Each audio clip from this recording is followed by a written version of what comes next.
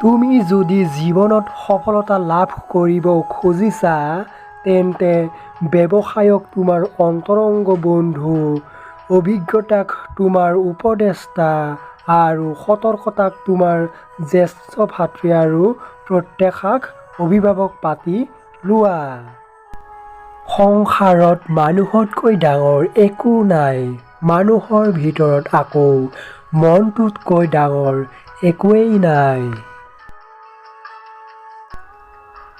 দুখত কেতিয়াও ভাগি নপৰিব, কাৰণ দুখৰ পিছত সুখ আহিবই এদিন।